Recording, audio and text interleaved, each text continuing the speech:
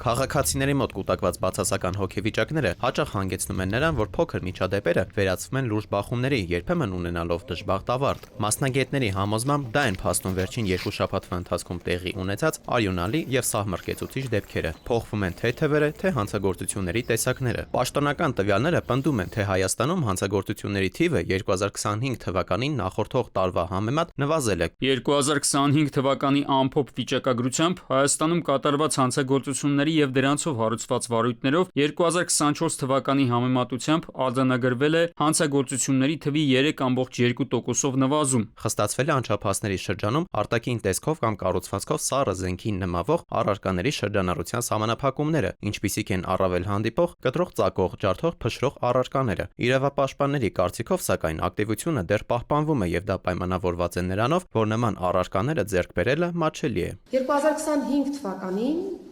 2024 թվականի համեմատությամբ կատարված եւ դրանցով նախաձեռնված քրեական վարույթների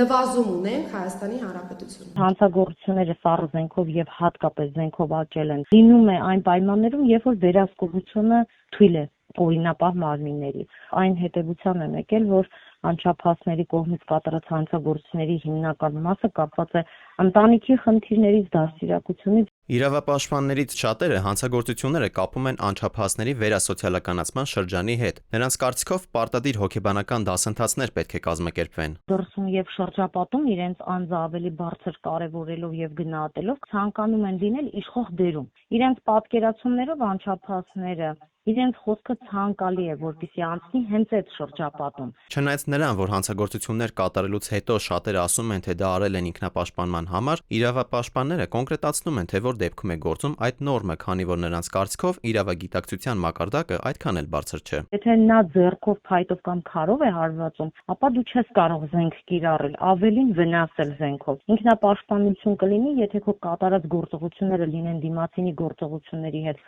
հավասար կամ նվազ։ Թերևս հանցագործության պատճառների եւ հանցագործների վարքագծերի ուսումնասիրություններն են հիմքեր դառնում կանխարգելումների արդյունավետ մեխանիզմների մշակումների համար։ Դանակով ագրեսիվ գործողությունների կատարման պատճառը միայն արտաքին հանգամանքների ներգործությունները չեն, այլև անհատի առանձնահատկությունները, ավելացնում են հոգեբանները։ Մարդկանց ընդհանուր կենսակերպը ավելի լարված է դարձել։ Հրատապ խնդիրները, մասնագետների համոզմամբ, արագ որոշումներ կայացնել են ստիպում առանց խոսքի մշակույթի օգտագործման։ Ֆուզական վիճակը հնարավորություն չի տալիս գիտակցականին եւ դրանով պայմանավորված նաեւ խոսքային մշակույթին որոշակի ձևեր փնտրել, գտնել եւ խնդիրը լուծել խոսքի միջոցով, ոչ թե ֆիզիկական ագրեսիայի միջոցով։ Արտաքին տեսքով կամ կառուցվածքով սառը զենքի կիրառմամբ կամ զենքով կատարված հանցագործությունների կանխարգելումը համաշխարհային փորձով իրականացվում է միաժամանակ իրավական, կրթական եւ սոցիալական մեխանիզմների համադրությամբ։ Անհրաժեշտ է դրա վաճառքի հետ կապված վերահսկողությունները, պահանջները եւ պատասխանատվությունները ավելի խստացնել, շեշտում են մասնագետները եւ հավելում, որ համակարգված աշխատանքները կարող են նպաստել հասարակության անվտանգության ամրապնդմանը։ Դավիթ Թադևոսյան, ժամը լրատվական։